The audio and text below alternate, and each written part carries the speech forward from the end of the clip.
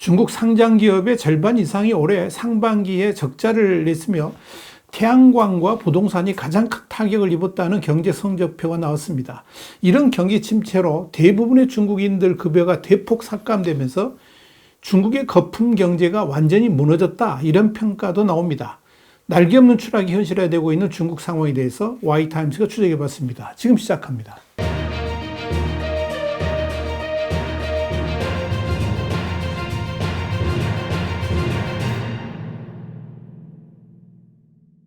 자유아시아 방송 RFA는 11일 중국 경제가 침체기에 접어들면서 상장기업 700여 개 중에서 절반 이상이 적자를 기록했고, 그중 19개 기업이 10억 위안, 그러니까 1890억 원 이상의 대규모 손실을 입은 것으로 나타났다 그러면서 이들 상장기업 중 특히 부동산과 태양광 산업 등이 가장 큰 타격을 받은 것으로 보인다, 이렇게 보도를 했습니다.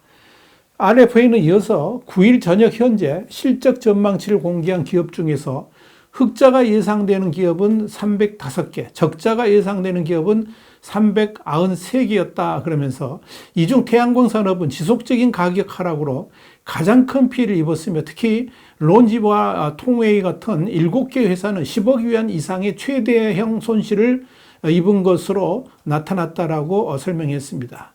RFA는 또 지난해부터 중국 경제를 이끌어갈 3대 산업으로 불렸던 신에너지 자동차, 그리고 리튬 배터리, 태양광 제품 등이 수출액만 따져본다면 약 1조 6천억 위안, 그러니까 303조 원 정도로 처음으로 1조 위안을 돌파해서 거의 30%나 증가를 했지만, 불과 반년이 지난 지금 태양광 관련 회사들부터 상당한 손실을 입고 있는 것으로 나타나서 주목 대상이 되고 있다, 이렇게 지적을 했습니다.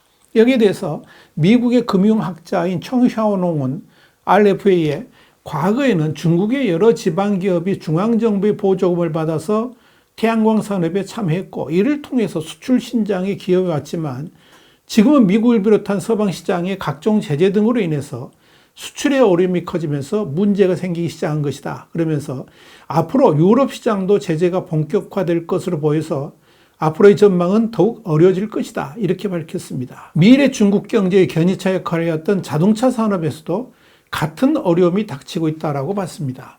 청샤오농은 이어서 중국은 애초 전기 자동차가 유럽 시장을 점령할 수 있고 아예 유럽 시장의 자동차 산업을 모두 파괴를 하면서 독점까지도 할 수 있다고 생각을 했지만, 유럽은 그렇게 어리석은 바보들이 아니었다 그러면서 중국 공산당은 결코 유럽 시장을 무너뜨리지 못할 것이다, 이렇게 전망했습니다. 청샤오농은 그러면서 중국 당국이 내놓은 소위 3대 신산업은 품질 자체가 그렇게 뛰어난 것도 아닌데다가 미중 간의 신냉전으로 인해서 과잉 생산을 통한 세계시장 정복의 꿈은 이미 허망해졌다 그랬습니다. 그러면서 지난 2년은 반도체와 전기차 및 태양광이 문제였지만, 중국은 또 앞으로 어떤 산업을 부상시킬지 모르나 무슨 업종이 태동된다 할지라도 중국은 결국 똑같은 길을 걷게 될 것이다, 이렇게 진단했습니다. 특히 중국의 신산업 정책이나 무역 정책 등의 국가 시책이 기본적으로 질이 그렇게 높지 않은 제품들을 과잉 생산을 통해 값싸게 경쟁하면서 시장을 장악해 나간다는 전략을 세우고 있지만, 그런 중국의 전략이 이젠 먹히지 않는다는 겁니다. 그래서 중국 당국은 고품질의 제품을 통한 세계시장 확보라는 명제를 내세우지만, 중국의 산업 구조 자체가 저렴한 가격의 대량 수출이라는 기본 틀을 벗어날 수가 없다는 점에서 품질 차별화라는 고품질 산업 추구는 결코 이루어질 수 없는 허망한 꿈이라는 것이 대체적인 분석입니다. 그렇다면 중국 경제는 당연히 한계가 있을 수밖에 없습니다. 이에 관련해서 대만 TIA의 라오롱웨이 전무이사는 오랫동안 중국은 반도체나 태양광 같이 국가가 주력 품목을 하나 정하면 벌떼같이 달려들어서 대량 생산 체제로 곧바로 돌입하는 형태라서 고품질을 요구한다는 것 자체가 무리다 그랬습니다. 그러면서 과거에는 중국 경제가 화랑기라서 그런 제품들이 우선적으로 국내에서 소비가 되었기 때문에 그럼에도 불구하고 잘 나갈 수 있었지만, 지금은 국내 경기가 부진하면서 소비도 줄어들다 보니 기업들 역시 어려워지는 것이다, 이렇게 진단했습니다. 라이롱웨이는 이어서 중국 제품의 특성상 덤핑을 기본으로 하여 수출을 하는 것이기 때문에 날이 갈수록 선진국에서는 소비가 힘들 것이고, 당연히 1대1로 국가나 3, 4선 국가들을 대상으로 수출하는 것이 맞을 것이다 그러면서 이런 상황은 중국 경제를 더 심각한 수준으로 빠지게 할 것이며 당연히 기업들은 어려움을 겪을 수밖에 없을 것이다. 이렇게 내다봤습니다. 최근 중국에서는 경제 불황으로 인한 나쁜 소식들이 연달아 전해지면서 중국 인민들을 우울하게 만들고 있습니다. 며칠 전에는 중국의 금융 엘리트들이 다닌다는 중국 국제금융공사, 그러니까 CICC의 한 여성 직원이 건물에서 뛰어내렸다는 소식이 전해지면서 여론이 들끓었습니다. 그렇다면 그녀를 이렇게 세상과 작별하게 만든 이유는 뭘까요? RFA는 11일 중국의 중산층이 광범위한 임금 삭감에 직면해 있다는 제목의 기사를 통해서 중국 경제가 침체되면서 중국 중산층이 잦은 임금 삭감에 어떻게 대처할지에 대한 우려가 커지고 있다 그러면서 이런 임금 삭감 물결의 출현은 중국의 거품 경제가 터졌다는 것을 의미하는 것이다. 이렇게 짚었습니다. RFA에 따르면 이번에 스스로 목숨을 끊은 CICC 상하이 지사의 여직원 30살인데요. 이 여직원은 지난해 9월 1,000만 위안, 그러니까 18억 9천만 원이 넘는 돈을 들여서 집을 샀지만 주택시장이 폭락해서 계약금 400만 위안 정도가 증발한 데다가 급여 삭감과 대출금을 감당할 수 없게 되자 주식시장, 부동산 시장, 급여 삭감의 삼중 압박에 못 이겨서 결국 자살을 선택했다는 것입니다. 이와 관련해서 CICC의 일부 직원은 SNS에 급여의 30% 정도가 삭감되었다는 사실을 확인해 줬습니다. 앞서 로이터 통신은 올해 CICC가 직원 급여를 평균 25% 삭감함으로써 2,000명 이상의 직원이 영향을 받았다라고 보도한 바 있습니다. 국영기업인 CICC뿐만 아니라 이런 급여 삭감은 중국의 대부분 기업들에서 일어나고 있는 현실입니다.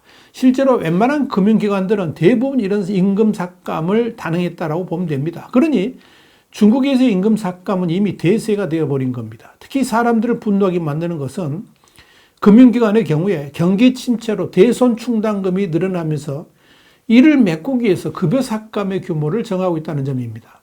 이런 가운데 중국의 경기 침체와 외국인들의 탈중국 현상, 그리고 외국 투자자들이 중국으로 들어오지 않으면서 중국의 금융기관들은 앞으로 생존 자체가 위협받을 정도로 미래가 불투명해졌습니다.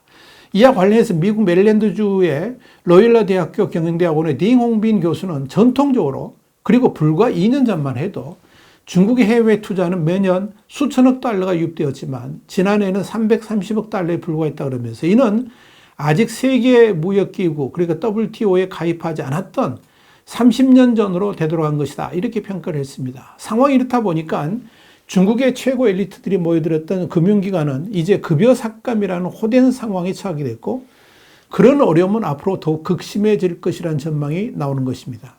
이런 급여 삭감 현실에 대해서 옥스퍼드 대학교의 중국센터의 조지 매그너스 연구원은 RFA에 현재 중국의 경제 상황과 거품 경제를 겪었던 1990년대의 일본과 유사점 그리고 차이점을 비교를 하면서 중국 경제 거품이 이미 꺼지고 있는 중이라 그러면서 단지 일본과 같이 국가의 통제가 되지 않았던 것과는 다르게 중국 경제는 워낙 통제가 잘 되는 집단이다 보니까 그 속도가 다만 느릴 뿐이다. 이렇게 짚었습니다.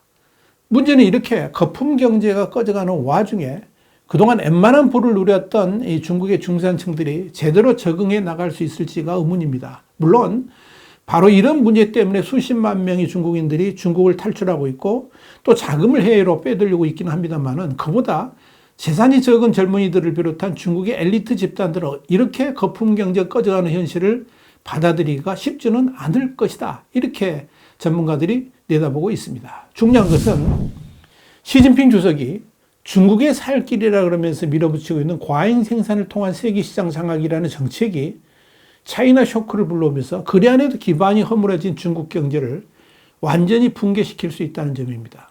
RFA가 보도한 바에 따르면 미국 재무부의 제이 샴버 부장관은 지난 10일 중국의 산업 과잉 생산에 대해서 경고하는 3가지 지표를 제시했습니다. 첫째, 글로벌 수요를 앞지르는 공급 증가. 둘째, 손실을 내는 비효율적인 기업의 증가. 셋째, 낮은 또는 감소하는 설비 가동률. 이것이 바로 그것인데요. 중국이 이런 경제 지표가 뚜렷함에도 그야말로 무식하게 과잉 생산하고 있다는 겁니다. 이런 경제 방식은 한마디로 사회주의가 아니면 불가능합니다. 중국의 리튬 배터리 및 태양광 모듈 생산 능력을 본다면 글로벌 수요를 2배에서 3배 정도 초과할 것으로 예상됩니다. 전기차 역시 2030년까지 7천만 대 이상의 전기차 생산 능력을 달성할 계획이지만 같은 해 전 세계 전기차 판매량은 4,400만 대에 불과할 것으로 예상하고 있습니다. 그러다 보니까 중국의 주요 업체들이 손실을 기록하는 건 당연하다는 것이 샴보 부장관의 지적입니다. 이 샴보 부장관은 또 2024년 1분기 데이터에 따르면 중국의 제조업 가동률은 2016년 이후 최저치인 73.8%로 떨어진 반면에 OECD 국가의 가동률은 약 80% 수준이었다 그러면서 이런 현상은 특히 자동차, 태양광 패널, 반도체 등 중국 당국이 우선순위를 두고 있는 부분에서 두드러지게 나타나고 있다고 지적을 했습니다. 더 큰 문제는 중국의 과잉 생산을 통해서 중국 국내 소비를 진작시킬 가능성은 극히 낮다는 겁니다. 실제로 중국의 저축률은 지난 20년 동안에 국내 총생산 GDP의 45에서 50%가 됐는데 이는 OECD 국가들의 과거 평균보다 2배 높을 뿐 아니라 다른 동아시아 경제국들보다도 10에서 20% 높은 수준입니다. 이렇게 저축률이 높다는 것은 그만큼 가계 소비를 하지 않는다는 의미입니다. 그렇다 보니까 중국 당국은 그저 해외로 밀어내기 수출을 통해서 매출을 올리려고 작정을 하고 있는 겁니다. 그런데 이런 밀어내기 수출이 또다시 중국의 발등을 찍고 있습니다. 실제로 태양광 패널의 경우만 하더라도 중국의 과잉 생산으로 인해서 수많은 미국과 유럽 기업들이 문을 닫긴 했지만 덩달아 국제 가격이 80% 이상 하락하면서 모든 피해를 중국 기업들이 안게 됐습니다. 결국 외부 수요에 의존하는 중국 경제는 우선적으로 글로벌 국가들의 거센 저항을 받게 되고 이는 당장 중국에 대해서 문을 닫는 결과를 불러오게 될 겁니다. 지금 미국과 유럽에서 일어나고 있는 높은 관세 부과가 바로 그것입니다. 이런 무역 장벽들이 계속 높아지다 보면 그로 인한 모든 결과는 또다시 중국이 제어될 수가 있을 겁니다. 이런 흐름에 한국도 예외가 아닙니다. 이미 알리익스프레스 같은 중국의 저가 공세로 한국의 쇼핑앱 시장을 흔들고 있죠. 어쩌면 이로 인해서 제2의 차이나 쇼크를 한국도 당할 수가 있을 겁니다. 그러나 분명한 것은 그런 저가 공세의 효용성은 그리 길지 않을 것이라는 점입니다. 저가의 전품질, 이게 한국 시장을 휩쓸 수는 없기 때문입니다. 그렇다고 마냥 손을 놓고 있을 수만은 없습니다. 이미 1차 차이나 쇼크를 한국도 경험했기 때문에 미국과 유럽이 중국의 파상 공세에 어떻게 대응하는지 잘 살펴보고 잘 대응해 나갈 수 있었으면 좋겠습니다. 우리가 또다시 중국이라는 나라에 당해서는 안 되지 않겠습니까? 와이탄스 국제정세 분석의 추복이었습니다. 감사합니다.